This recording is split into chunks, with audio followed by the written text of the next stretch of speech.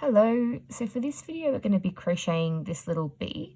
I've got the pattern linked on the Facebook group page if you wanted to cross-reference and have a look, but you won't really need it for the video because I'll be going through each round and showing you how to do each one. So if you're crocheting along you won't need it, but it's just there for a reference. I've also got the original pattern linked there as well. So the difference with the amended one and the original is that the original produces something a little bit smaller like this. And it's only got one stripe and then the tail end is black. The reason I amended it was for a couple of reasons. The first being that black is a really hard color to crochet with when you're just starting out, and because the closing up the end of the crochet bee is a little bit more challenging, I wanted you to be able to do it with a lighter color so you could see the stitches a bit better, because if you try to do it with the black, it's really difficult when you're learning. The other reason is a crochet bee that's a bit bigger is going to be a bit more forgiving if you're using a different hook size. So with this one here, with this tiny small bee, you really need to use the smaller hook size. So if the yarn recommends a 4mm hook, you really need to use 2.5 or 3mm to get them nice and tight and to get it looking little and cute like this. If you're using a bigger hook, it's a bit more obvious with the smaller pattern. So I'll show you what I mean by the different hook sizes. So this is the one that we did in the crochet WebEx class. It's a bit of a mess because I was talking as I was going, but I used the 2.5mm hook here, and then I used a 4mm hook as we went closer to the end. So you can see here my stitches are really nice and tight. So when I put stuffing in here, you won't see it. You won't see the stuffing come through the holes that much. But if you have a look down the end where I changed to the 4mm, it still looks absolutely fine. But you can see that the stitch holes are a little bit wider. So you'll be able to see stuffing come through that, which is totally fine. If you're crocheting really tightly, it won't make that much of a difference. I know that crocheting with a small hook can be a bit challenging to keep the yarn on the hook because the little pointy end isn't really made to crochet with a thicker yarn, so it is a little bit more challenging. So if you want to use a 4mm hook with your yarn, that's fine as well. Just when you're practicing, it doesn't really matter, but that's the result of using a larger hook. It's just going to be a little bit more bigger holes. So to start off, the things you'll need are your crochet hook. So I'm using the smaller one for this project here. You'll also need a stitch marker to mark the end of each round. If you don't have a stitch marker, you can just use a bit of yarn, a bit of scrap yarn in a different color. So you can thread that through, and I'll show you how to do that. I'll show you how to use both the stitch marker and the scrap bit of yarn. And you'll also need a darning needle to weave in the tails and to make the antenna and all that stuff and to put the wings on. You'll also need some eyes if you're going to be putting them on. There's little safety eyes that you can use. I didn't use any for this project because I don't have any, but if you wanted to use safety eyes, I'll tell you where in the pattern to insert them. And that's it. So we'll get started with the magic ring. So I'm going to be using this cream color instead.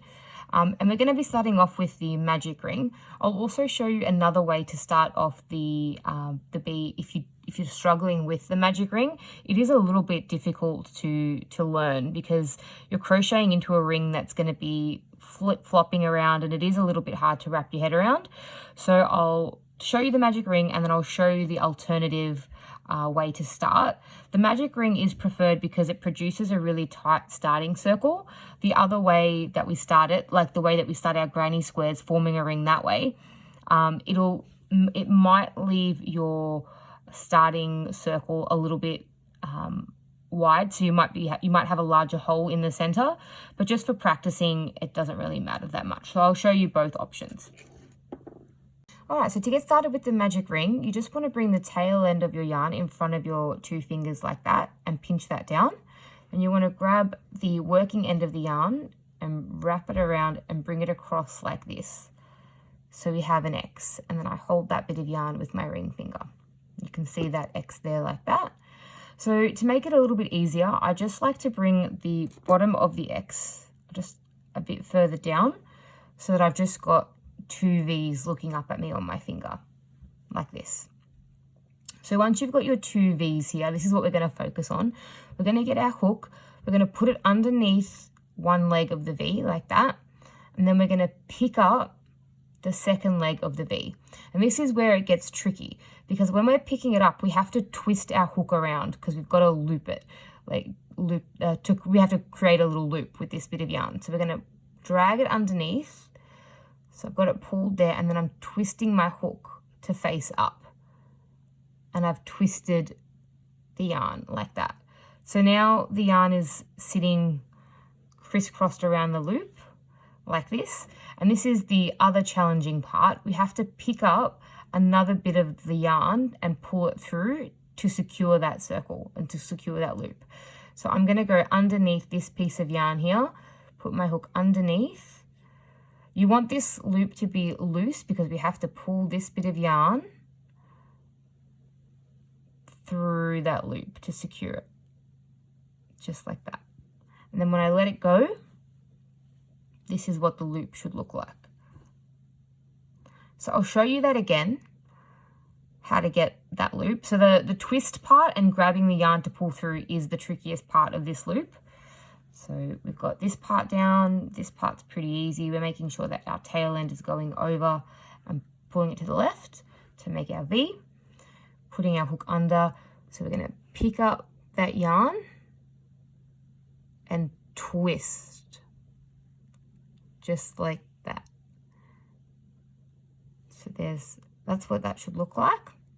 And then to secure it, we're going to go underneath, grab this bit of yarn, hook it under, and pull it through that loop like this.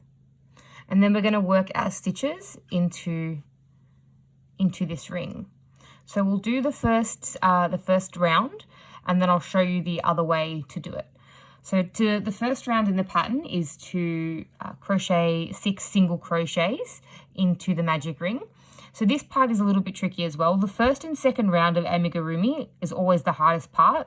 And then once you get going, it's pretty straightforward from then on out. It's just single crochets all the way to the end.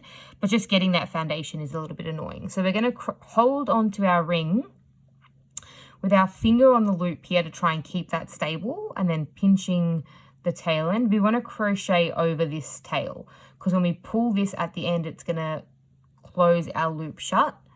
So you just want to pinch that, and this is where we're going to be crocheting. So we're going to go underneath the loop, pick up some yarn. So this is where it's going to want to twist. So you just want to make sure that you're holding on to that and then doing a single crochet. So there's one.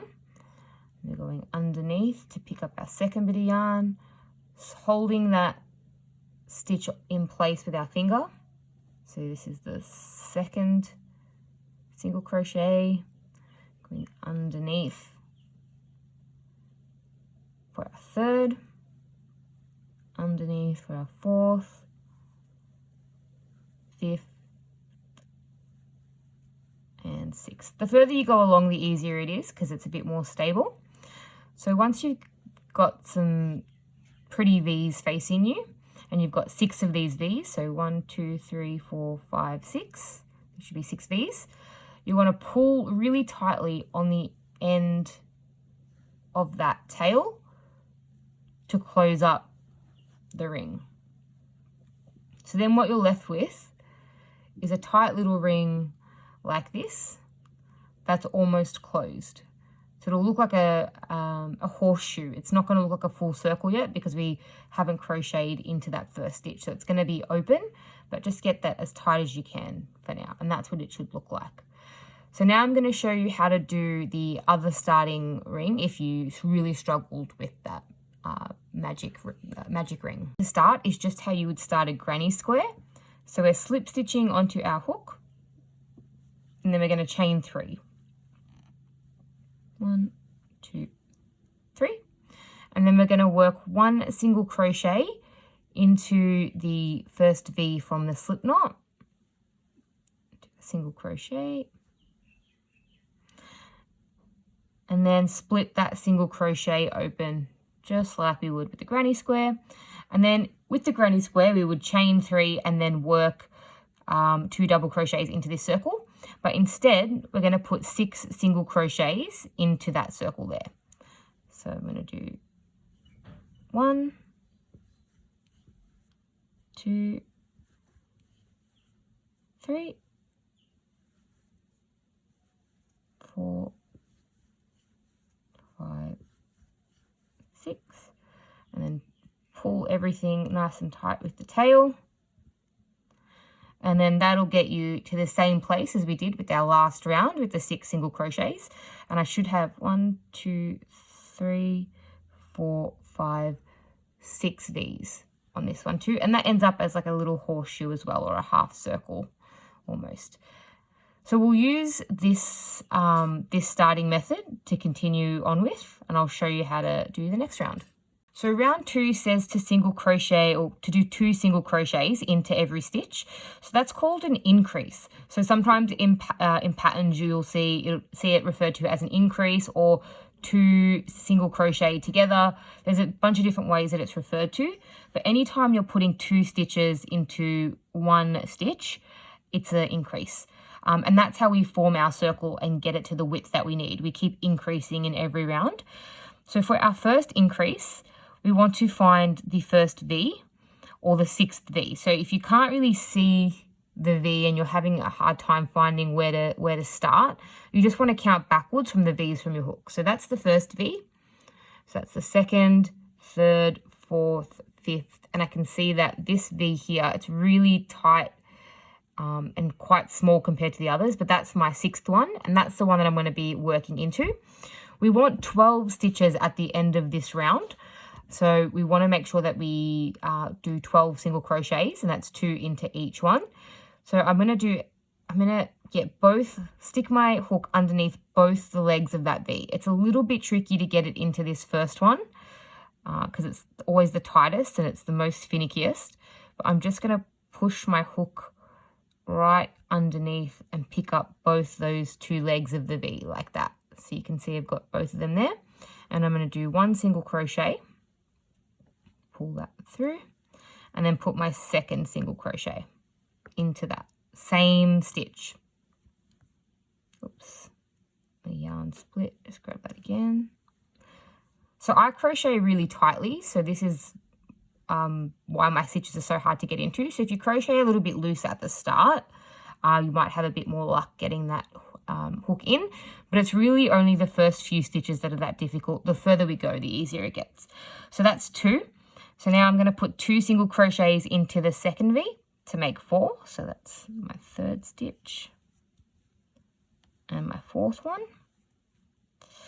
And now 5 and 6 are going to go into this stitch here. 5, 6, 7, 8 in the next one. 8, 9, 10 in the next V.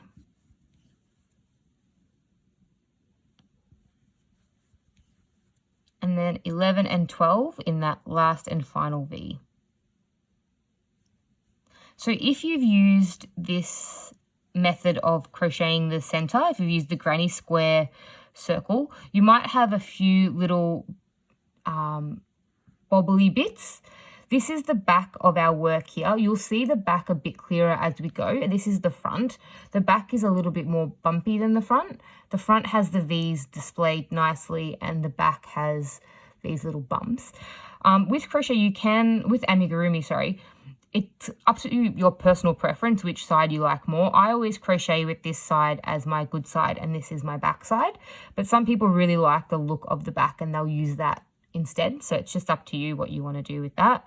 But as long as your little nubby from your granny square starting circle is in the back of your work, it'll get covered because this is going to kind of form the part of our V that goes like that. So it's going to form around and that's going to become the inside and you won't see it. So that's the end of round 2. And this is where the stitch markers become important. So if I was to keep crocheting into round 3 and then go around, I'm not going to know where the start of that round is. I'm going to lose, if I lose count and I'm not counting properly, or if I want to check how many stitches I have, I don't know where my starting point is. So this is where you'd add your stitch marker. So if you've got a clip-on one like this, I always add it into the first stitch of my round. So I finished round 2, and if I was to do start round 3, my first stitch would go in here. So I just clip that on like this, and I know that that's my first stitch, and then I'll crochet into that. But if you haven't got one of these little stitch markers, you can just pull through a scrap bit of yarn. So, here we go, I'll just cut this off.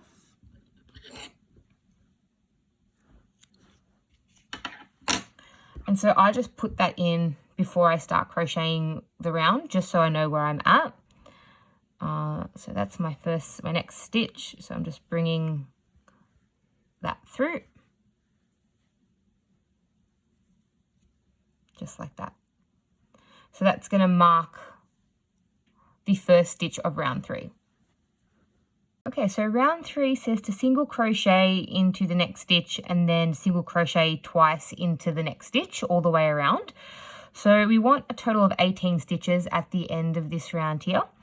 And when it says single crochet 2 in the next stitch, it means an increase. So we're doing 1 single crochet, 1 increase, 1 single crochet, 1 increase all the way around to the end. So we're going to put our first stitch in here. So that's our 1 single crochet. And then we're going to put 2 in the next stitch to make an increase. So there's 1, 2. And we're going to make sure that we're going underneath the V's all the way around. So it should start to get easier now as you go. And this is all we need to do just to build our tube for the bee. We're just doing single crochets and increases. So that's my second increase. I'm going to put 1 in here and then 2 in the next stitch. And then 1 in the next one. And then 2 in the next one. So I'm not counting how many stitches I've got as I'm going. I'm just following 1 single crochet, 1 increase till we get to our stitch marker, and then we can count how many we've got. 1, 2, 1, 1, 2, 1, and then that last stitch. You always want to finish on an increase. There we go. So now I can go around and count how many stitches I've got to make sure there's 18 in this round. So I'm just pulling that loop up just like that so I can see my work and I don't lose it.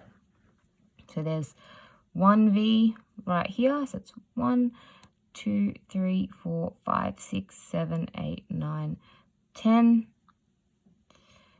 11, 12, 13, 14, 15, 16, 17, 18. 18 stitches all the way around. So if you're crocheting along and you can't really tell how many stitches you've got, or you've got 19, or you've got 16 or 17 or 18, if you haven't got 18, it's not that big of a deal. We're just going around in circles. It just means that when you're starting out, your bee might just have 1 round less. It might not be a perfect tube. It can cause problems down the line, but we're not doing anything fancy right now. We're not doing anything intricate that needs the exact amount of stitches. We're just doing something really basic. So in the WebEx session, I think I had like 25 stitches instead of 24 at the end, and then I just kept going around and it didn't make much of a difference at all. So don't stress if you've miscounted or you're not sure. If you get to the end of your circle and you're like, oh no, I need to add an extra stitch, you can always do an extra increase to get your stitch to where it needs to be, or you can just pull one out and remove an increase. It's very, very forgiving. It's not important where the increases are really, as long as you have 18 or roughly 18 at the end. But we're going to make sure that we're sticking with the right amount just for this tutorial. But I just wanted to let you know that it is very forgiving. So don't stress too much if you're having trouble counting them, or if you haven't got the right amount of stitches at the end of each round. So for round 4, we're going to be single crocheting into the next 2 stitches and then increasing. So I'm going to move my stitch marker. I'm going to pop it into that next space here. So at the end of this one, we want 24 stitches because we've put an extra 6 stitches. We're going up by 6. It's a bit of multiplication there. So I'm going to put my first single crochet in. And then in the next stitch, I'm going to put the second single crochet. And then I'm going to increase in the third stitch. So by putting 2 single crochets in there. So far that's 4. And then I'm just going to follow that pattern all the way around until I get to the start again. So that's 1 single crochet, 2 single crochet, and then an increase. So it's getting much easier for me to put my stitches in now. 1 single crochet, 2, and then an increase.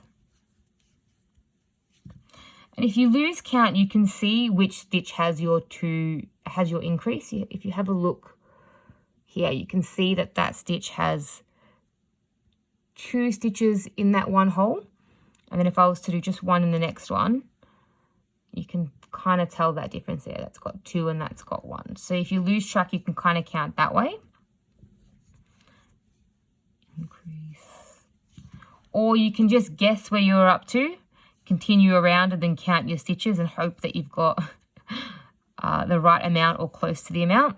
So because I'm talking, I'm not really paying attention. So when we get to the end of this round, just like in the WebEx section, in the WebEx session, we'll see how many stitches I end up with, because I'm not counting as I go.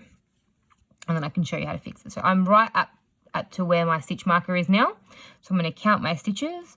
1, 2, 3, 4, 5, 6, 7, 8, 9, 10, 11, 12, 13, 14, 15, 16, 17, 18, 19, 20, 21, 22, 23. So I'm missing 1 stitch, so I'm just going to add an extra one in that hole. Now I've got 24 stitches all the way around. So that's the end of round 4. So for the start of round 5, it says 5, 6, and 7 single crochet into each stitch around. So it means we're going to go around this circle 3 times because it's for 3 rounds, 5, 6, and then 7. And we want to make sure we have 24 stitches every time we go, so we're not increasing. So what I like to do is move my stitch marker, put it into the nearest or the next chain space. Oh, I pulled that all the way through. There we go. And then I'm going to go around for 3 rounds. So I'll show you the first one all the way around, and then I'm going to add the second and third, and then we'll come back and I'll show you what that looks like. So we're just going to go into every single stitch all the way around. And now you can count as you go. So that's 1. We don't have to worry about increasing, so we can just count. 2, 3, 4, 5, 6, 7, 8, 9, 10, 11, 12, 13, 14, 15,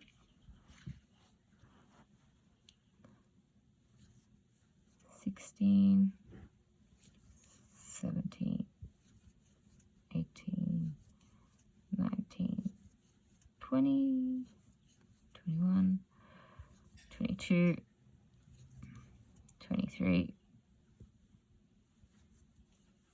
24. So now I'm right behind the first stitch, just there where I should be. You don't want to be on top because that means you're in the next chain space. You just want to be one space behind our stitch marker, like that.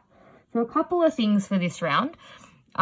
We stopped at 24 stitches in a round, which means that's the length of our, or that's the width of our project. So if I was to add another increase round, that means that the width of this bee is going to be a little bit thicker. So we're stopping at 24, and now the 24 stitches that we're doing in each round is going to start forming the tube. So we're going to start going up now. We've got our base and we're going up. And so you'll see that your edges start to curl over, and that's a good thing. So that means that the back is going to be nice and kind of forming into like a little bowl shape, and that's where we're going to put our stuffing in the end. So as this tube grows, this is going to be the inside of our amigurumi, and this is the outside. And this is where I was saying before, some people prefer this texture better, this bumpy texture, so they'll keep crocheting like this and keep that on the outside and keep this on the inside. But we're going to do it this way because it looks nicer and it's just easier to keep track of, because the V's are nice and visible for us all the way around. We can see them. So I'm going to add 2 more rounds. I'm going to go again for round 6 and then another round again for round 7. And then when I come back, I'll show you how to do the color change to put the black stripe on the bee. All right, so I've added my round 6 and 7. So this is the end of round 7, and I left my crochet marker back in round 4. So now that I'm up to round 8, I should have four rounds on top of this stitch marker. So I just left it there because we kept coming back to the same spot. I didn't have to worry about increasing, so it wasn't important for me to move this up with every round. It's fine to just leave it there. But you can count, you can see here that I've got 1, 2, 3, 4 rows because I left it in row 4 and we're up to 8. So that's what it looks like. But now I can kind of get rid of it because we're going to be changing color, and it's going to be easy to see where we are when we change color. The other thing now you'll start to see is that it's turning into a little bit of a bowl. And the way I crochet is I hold it like this, and I just kind of go around with my hands in the center of the bowl, just like that. So when we're doing a color change here, there's 2 ways that you can do it. You can snip the tail off here, fasten off, and then add the second color. But because we're going to be changing from black to yellow a couple of times, I don't like to do that because it just means that I have to cut the yellow ball off, and when you're attaching a second color, it's a bit kind of flimsy and it's just a little bit annoying to change color. So I like to leave the yarn attached to the ball and just move it to the side. It comes in handy later. It makes for a much easier color change. So I'm going to get my second color ready. So black is, we're going to be doing the 2 stripes for the black. So the pattern says row 8 and 9 to be done in the black yarn, and to swap that in the last stitch. So I'm going to get a seamless color change. You're never going to have a completely seamless color change because we're working in circles, so there's always going to be a bit of a jump. But to get it as clean as possible, you want to insert your hook into the next stitch just like you're going to be doing a single crochet. So grab up a loop like that, and instead of using this yellow yarn to bring it through to finish the stitch, we're going to finish that stitch with the black.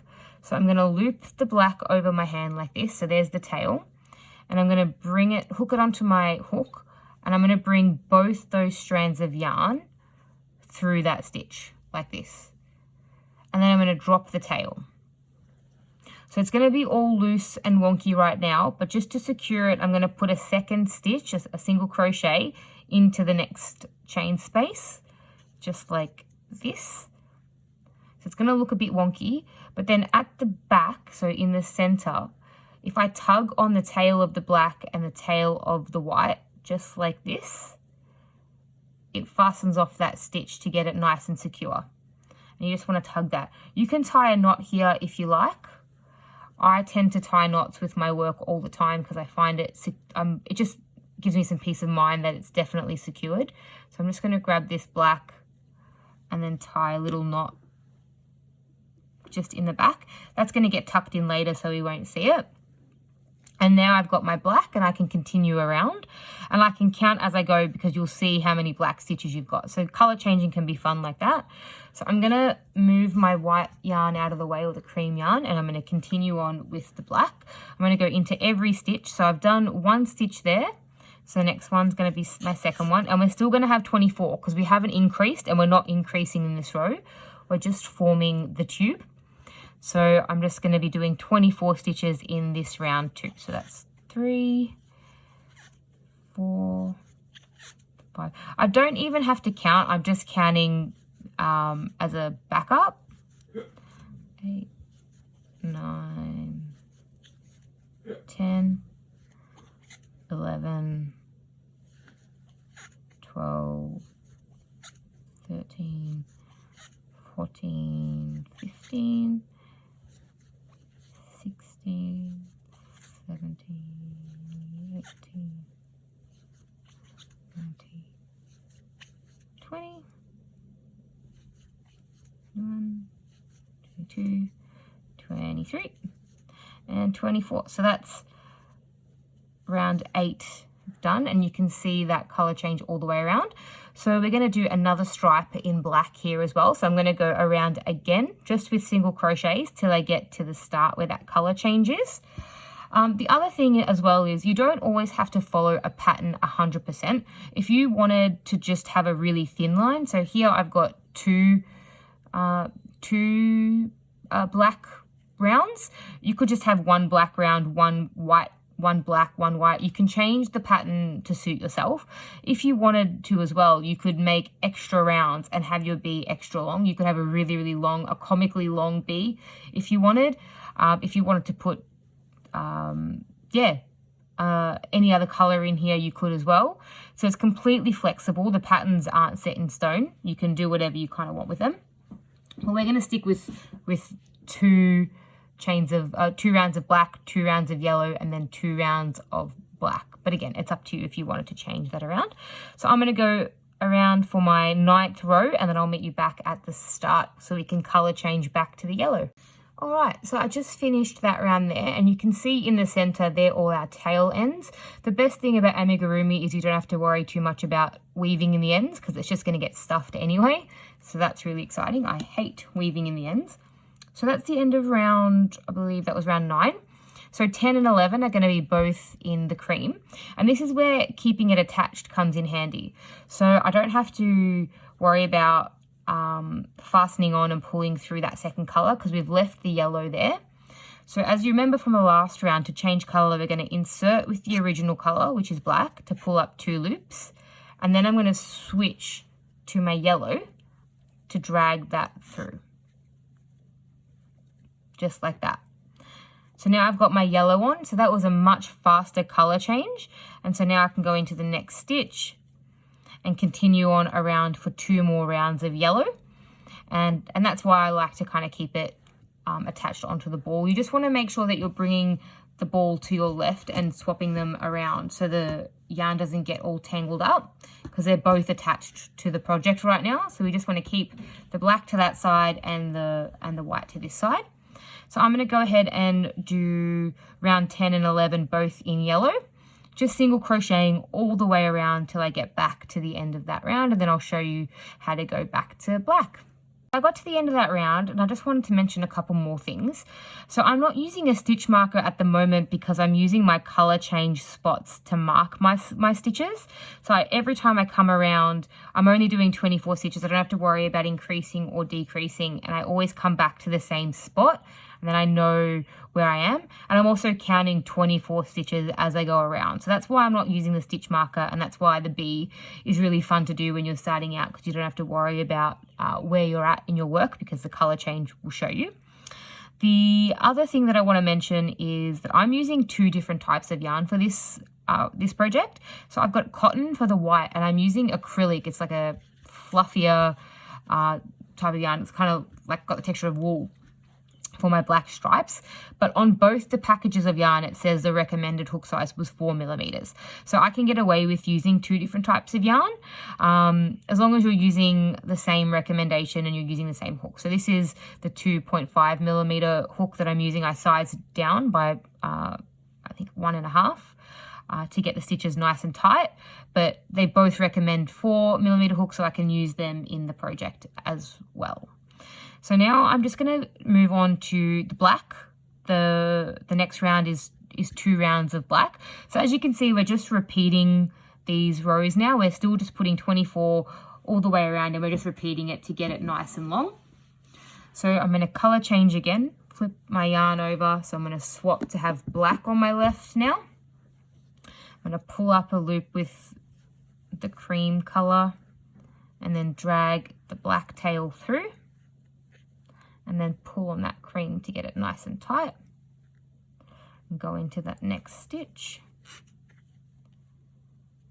So now that's nice and secure. And then we're going to go all the way around again for 2 more rows. Again, I'll meet you at the back. I'll meet you at the end of those 2 rounds. And then we'll change back to yellow. And then that's when the pattern starts to change. And then we'll start decreasing, and I'll show you how to decrease.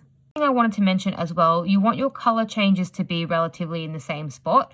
So I had an extra stitch and I put my black there, and you can see that color change isn't really even. So I've just pulled that out, and I'm going to pull 1 stitch out because I must have done an extra stitch without realizing. So I'm just going to pull it out there. I'm going to put my color change right on top because I want them all to be in the same line and in the same place. Because I'll show you in a minute. That's nice and secure now. Let's have a look at what that looks like. There we go. That's a bit better. Because on my prototype that I made over here, I did a boo-boo and I've put my wings right next to where that join was. Ideally, that join should be at the bottom of your work. So I should have put my 2 wings up the top here. That's why you want to keep them in the join in the same place, so you can have it at the back of your work or underneath.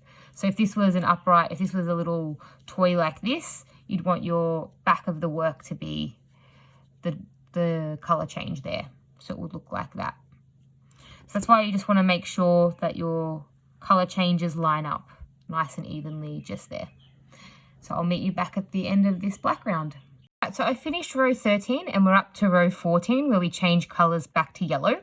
And because this is the last part of the project that I'm crocheting with black, I've just cut the end off my black yarn, and we're going to color change off into the cream or the white color, and then I'll show you how to fasten it off at the back just by tying a knot so we can finish off with that black. The other thing I wanted to mention as well is crocheting with black is probably one of the hardest things to do because it's so hard to see the stitches, which is why at the start of the video I said that I amended the pattern so we didn't have to close off with the black. It is really difficult to see where those stitches are and where the V's are. So hopefully you haven't had too much trouble crocheting with your black yarn.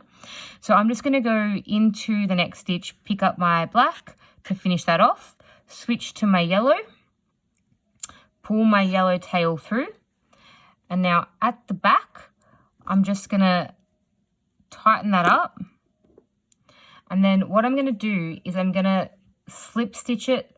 I'm gonna try and, it's a bit difficult to explain, it doesn't have to be perfect or neat because this is the inside of our work. I'm just gonna pull a bit of yarn through the loop that the white yarn's created just there from changing color.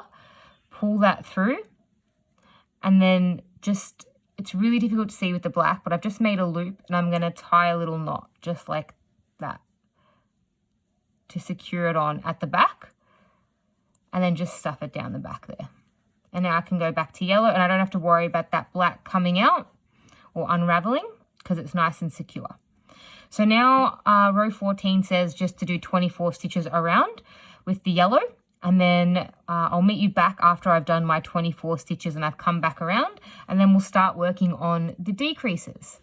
Okay, so we've just finished the end of round 14, and the pattern says this is the time to put your little safety eyes in. So if you've got the safety eyes, you can pop them in now. You need to have access to the inside of your work when you're putting safety eyes in. I don't have any here to show you, but they've got like a little round backing type part where they've got the eye that you stick into the hole of your stitches. So you just find a little spot where there's a nice hole, you pop it in, and then there's a little cap at the back that just kind of clips on. So you have to make sure you put those eyes in now. The pattern also says you can start stuffing at this point, but I don't like to start stuffing here. I like to start stuffing when it gets a bit more closed, because then you've just got this big giant opening where stuffing starts to fall out and you're crocheting stuffing into the stitches and it's just a big mess. So I'll show you where I like to start stuffing the project. But for row 15, we're going to be decreasing. The pattern says single crochet in the next two stitches, and then in the next 2 stitches after that, you want to single crochet them together. So in the original pattern, we were increasing by putting 2 stitches into one, but now we're decreasing. So we're going to grab 2 stitches and we're going to form that into 1 stitch. And this is how we do that. I'm not putting my stitch marker into this round, because I'm going to use this color change still as my guide. But after I finish round 15, then I will start using the stitch markers. All right, so we're going to single crochet in the first 2 stitches. And we want to have 18 stitches at the end of this round. So there is my 2. Actually, I might put that stitch marker in because I feel like my color change there wasn't that good. So I'm just going to mark it right here. That stitch marker on, and now we're going to crochet. So these 2 are single crochets, 1 and 2, And now for a decrease, there's a couple of ways that you can do a decrease, but I'm just going to show you the best way to do it. This is called an invisible decrease, and it makes the stitches look like there wasn't a decrease there. It keeps it nice and neat, because the original way that you learn how to do it makes it a little bit chunky, and then everyone always ends up learning the invisible decrease anyway. So we want to be crocheting in the center of these V's. So we have to split them. This is called the front loop, and this is the back loop. So if you have a look at the V there, that's the front of my V, and that's the back loop. So we're going to be picking up our front loops like this. We're going to be picking up both of these front loops from these 2 stitches. So that's the first one, and we're going into the center. So under that fence, underneath, getting that nice and secure on there. And I'm going to twist the head of my hook. I'm going to pick up the front loop of the second one as well. So I've got 2 stitches on my hook like that. And then I'm going to yarn over, pull it through both of those stitches, and then pull it through again. And that's a decrease right there. So I'm going to do 2 single crochets in the next one, and then we have to do another decrease. So that's going underneath stitch, picking that up, and then grabbing the next one, picking that up. So now there's 3 on our hook, yarning over, pulling it through 2, then yarning over and pulling it through 2. So now we've got 2 single crochets, and then now we've got the decrease. So we're going underneath, picking that loop up, twisting our hook to pick up the other one. We're going into the center of that V to pick it up. So there's 2, yarning over, drag it through, and then drag it through again. Now 2 single crochets, 1, 2, and then our decrease. So going underneath one V, picking it up, underneath the second V, picking that up. And then 2 single crochets, and then underneath the first one, underneath the second one, and then 2 single crochets. So now we're getting to the end, and we always end on our increase or decrease. So this is the decrease.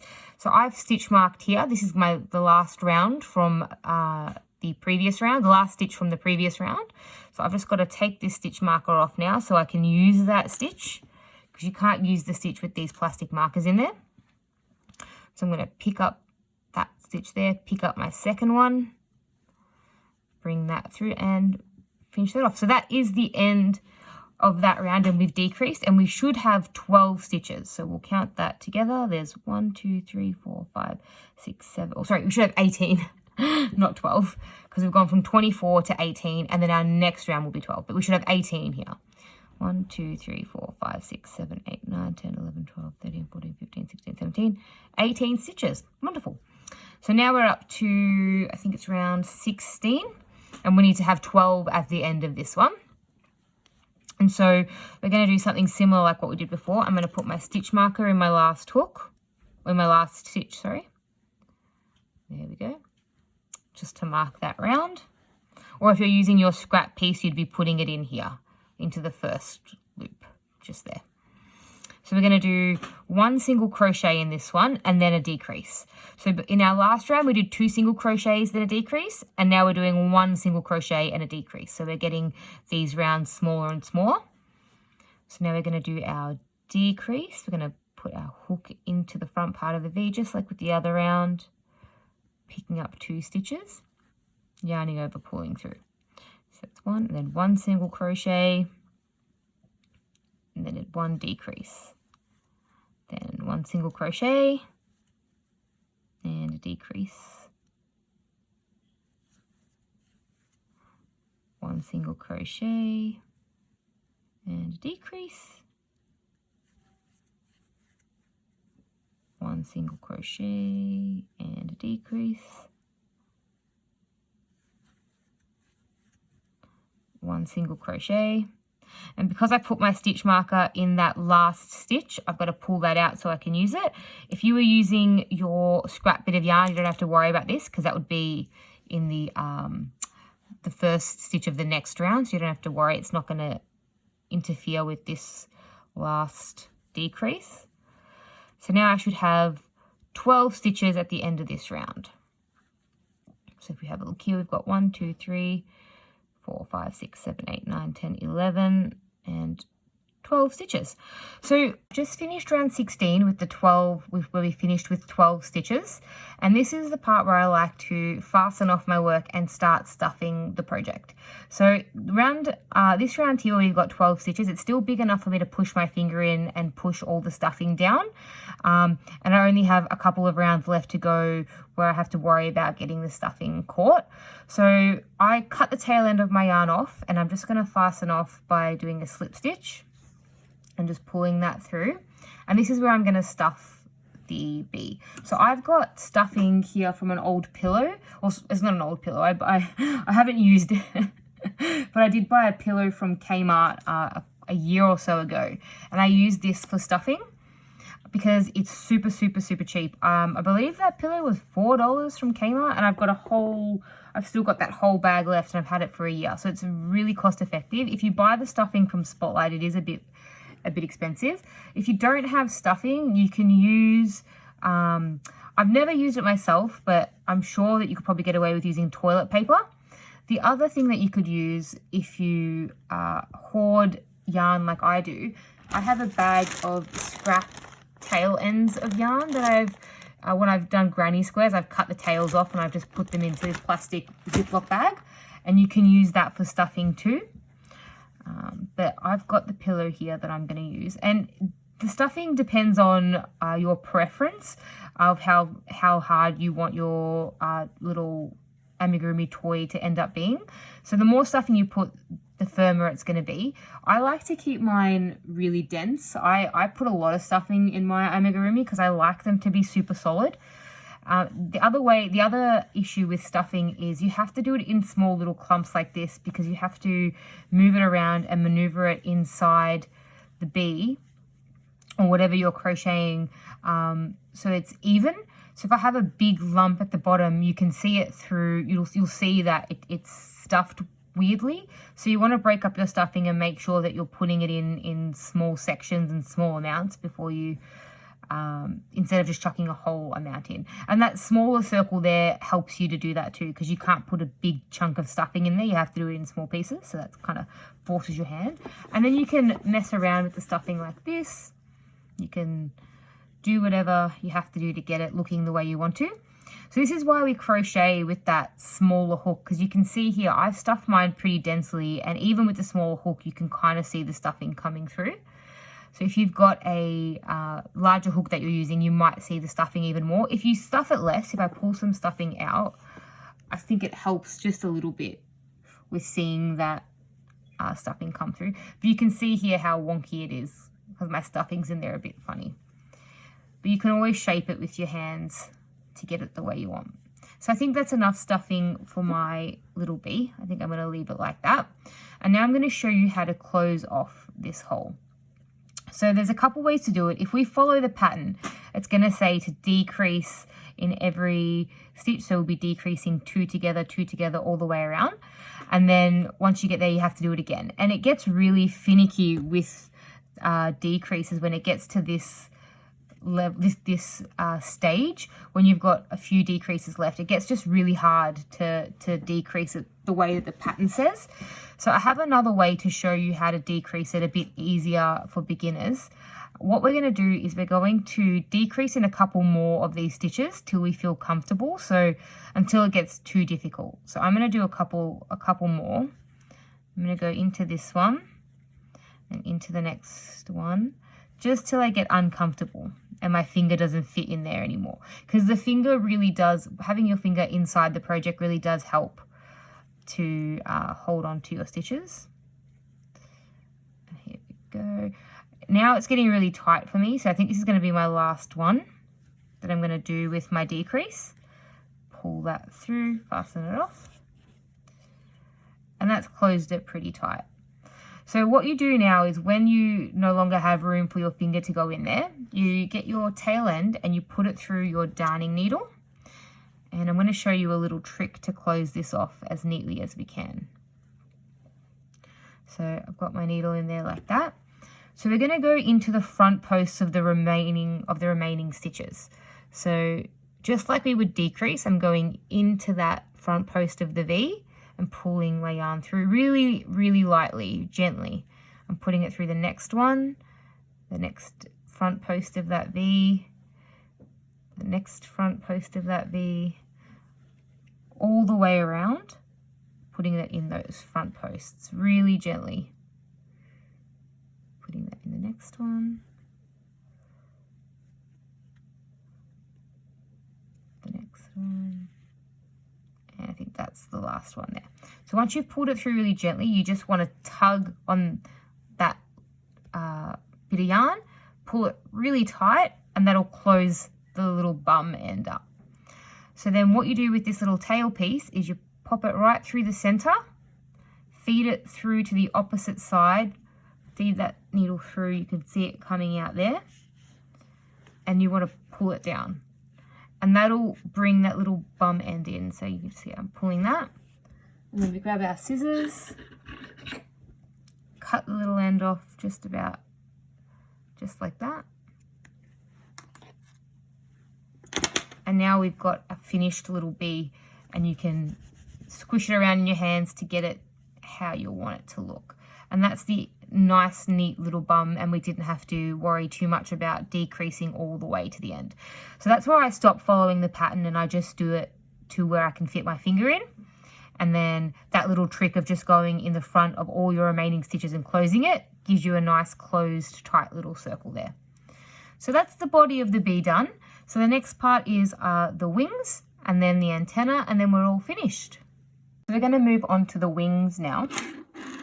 We're going to start by doing a magic ring. If you're not comfortable doing the magic ring, you can always start the way that we started the granny squares, just doing a circle with the chain 3 and then into the single crochet into the first chain. But I'm going to use the magic ring for this one here. So you can rewind the video if you want a refresher on how to do the magic ring. But when we read our pattern, it says 2 SC, which means 2 single crochet. So we're going to put 2 single crochets into this loop. So there's 1, there's 2. And again, we just have to be really careful with the magic loop if we're using that, because it will twist around and kind of be a bit flimsy. So you want to make sure they're holding onto it with our finger here on our loops and pinching the tail end. You want to make sure that that is all twisted the right way, like this. You want to make sure there's that twist in it, because that's what's going to help close it up later. So the next part says 2 HDC, so that's 2 half double crochets. So we'll put 2 half double crochets in here. And then we've got 2 double crochets. So 2 DC means 2 double crochet. There's 1 and there's 2. And then it says 3 triple crochets. So 3 TC is 3 triples. So all of these stitches you would have learnt from the Starburst video. If you want a refresher on how to do those stitches, they're in the Starburst video. So this is the second one.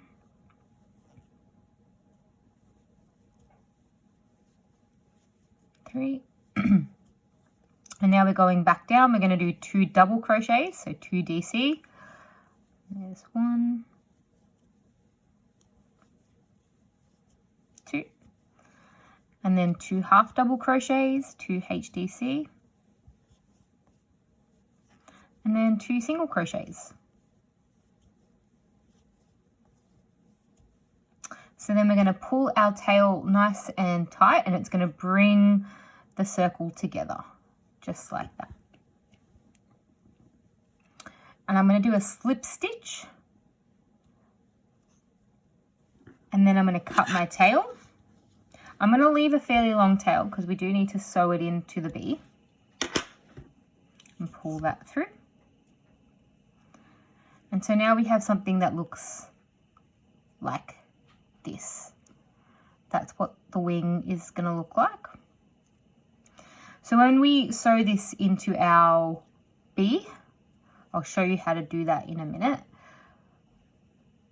We're going to be sewing over this little line so the wing ends up looking like that.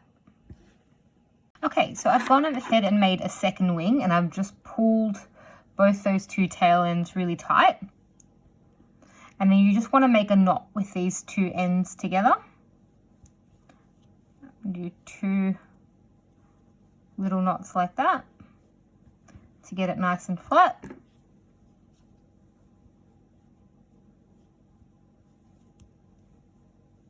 And there's the second one. And the final part of the bee that we're going to need are his antenna. So I'll show you how to do the antenna, and then we'll put all the pieces together. So with the antenna, you want to chain 10. So this is my black yarn, and I'm going to do a slip knot onto my hook. So we don't have to worry about magic rings anymore. We're just doing a normal slip knot. So I'm going to chain 10. 2, 3, 4, 5, 6, 7, 8, 9, 10. And then we're just going to slip stitch out, and then, which is just basically another chain. Leave a bit of a tail and pull that through. So now we've got a chain that looks like this.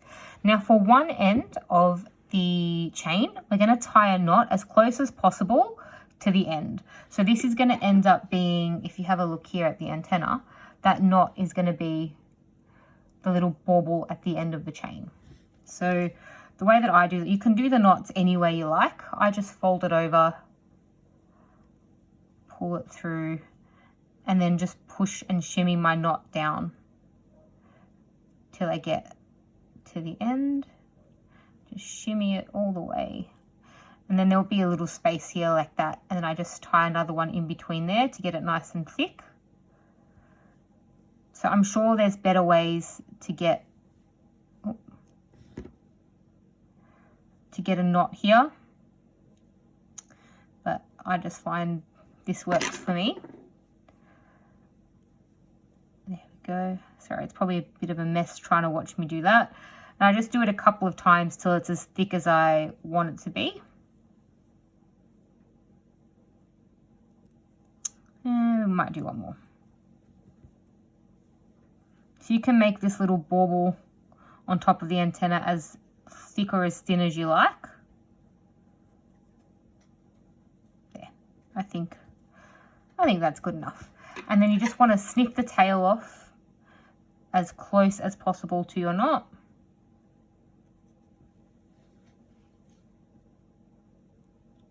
There we go.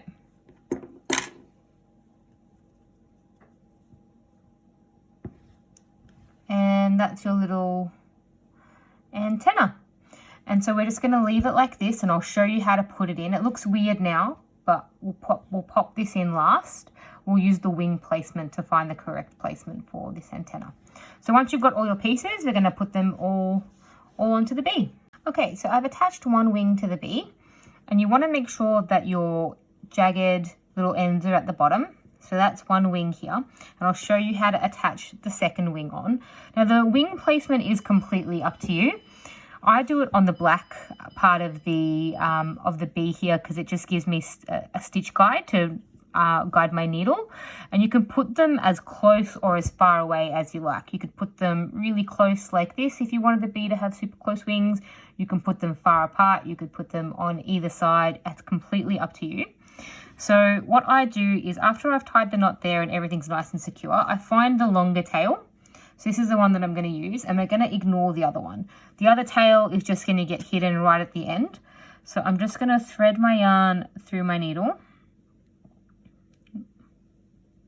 I'm not very good at putting the yarn through the needle because I'm a little bit blind, but we've got it in the end. Here we go. And so you want to make sure that the wing is facing up or the same way as your other wing. If you like it this way, you could do it both wings that same way. If you like this way facing up, you can do it that way too. It's whatever, it's personal preference. So my yarn is coming from the left side, so I want to make sure that I'm going through the left to get it nice and secure. So I'm just going to find a spot. I think here is good enough. So I'm going to go underneath the black and then put my needle up through the center of the other stitch. So it's just underneath. There's no rhyme or reason for this. You can do it however way you like. To this day, I've been making amigurumi for about 5 years and I still haven't really come up with a foolproof way to attach limbs and things to amigurumi. I just do what I feel at the time. So this is what I've got here. I've put it through, and once it's come out the other end, I'm just going to put my needle through one of these bottom stitches. This second one will do all right. Pop that through and then pull it nice and tight. So now it's almost secure. So then what I then like to do is I like to go through the center stitch like this, right underneath the wing, to secure it even further. So once that's in there, I'm even going to bring it through the center of the wing as well, so it's very attached. Sometimes I like to give these toys to my dog to chew on, and I just want to make sure that they're super, super attached. So if you're giving them to a little kid to play with, if you haven't got them securely on, they can fall off pretty easy. So once I've got it coming through the back, I'm just going to go again through that center stitch that's underneath, so we won't be able to see the stitches through there because the wing is going to sit on it like that. And I just bring it through back and forth a couple of times. So I'll bring it through the front and then just move that down a little bit and then put it through that middle stitch. So I've just done that a couple of times. And for my last one, I'm going to go through and I'm going to tie a little knot before I hide the yarn. So I'm going to go underneath the stitches just here, leave a little loop, pull my tail through and just tie a little knot. And I do that twice to keep that as secure as possible. So I'll just go back into that stitch behind, make another knot, just like that. And then I'm going to feed this needle through the center into my bee and push it through the other side. Pull that tightly and then snip off the yarn, and that bit of yarn is gone. So now I'm going to do that again with this other tail piece that we haven't used. I'm going to thread that through my needle, and this doesn't need to be secured or knotted or put into anything. This will be just fine. And then we'll just put that through one of the holes at the bottom, just anywhere underneath here will be fine. Push it through the other side, give it a tug, and then snip it off.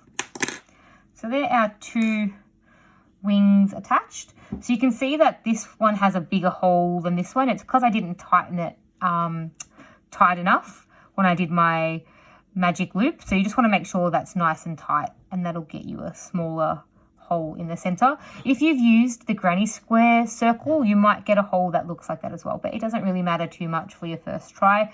You can fiddle with that when you're tightening the ends of the two tail ends of the wings when you're crocheting them and tying the knot at the end. So now we're going to attach the antenna, and this is the front part of my bee and this is the back part. So I'll show you how to do that. Antenna are kind of fun to put in. I really enjoyed putting my antenna in. So I'm going to line mine up in between the wings. It doesn't really matter where you put them. Again, it's personal preference. But what you're going to do is you're going to insert your hook into any one of these holes, and you want to push it out through where you want it to be coming out from. So I want my antenna to come out through this hole here. I think that'll be pretty cute. So then I'm going to grab my antenna here, I'm going to loop it onto my hook, just the tail of it. So if you have a look here, the antenna with the knot we created is on this side. There's my chain and that's my tail. So I'm going to hook it on, and I'm going to hold on to both ends of that, and I'm going to bring it through to the other side. So the other side's going to pop out here. And that's where we want our antenna, the other part of the antenna to be. So we're putting it in the hole we want our antenna to come out from. I think that's a good spot there. It's a bit tough to drag it through because we've got stuffing, but there we go. And now I'm just going to drag that tail through. And now we've got our two antennae that are popping up just like that. So to finish off the antenna on this side, we're just going to knot it a couple of times like we did with the end of the other one. I'll give this a couple of little knots. And this will stay surprisingly secure, and it won't come out unless you're playing with it very aggressively. So I'll give that a tug and then just cut that really close. There we go. So that's our finished bee. You can make these antennae longer by just making the chain longer if you'd like to. You can make them as tall as you want, but they do get a little bit floppy the taller they go. And if you had your eyes, you could, they're already put in because we did them in the round where we changed color down the bottom. So they would be poking through here as well, but I don't have any eyes for this one. So I think that'll be the end of my bee, but you can customize it however you want. And that's it. Hopefully you guys have got a completed bee. If you've got any questions, please let me know. If you want to make any alterations and you're not sure how to do it, you can let me know as well. If you wanted to make this bee really long, you could customize that. You can even play around with the wings as well. So we did 2 singles, 2 half double crochets, 2 double crochets, and we got this round pattern.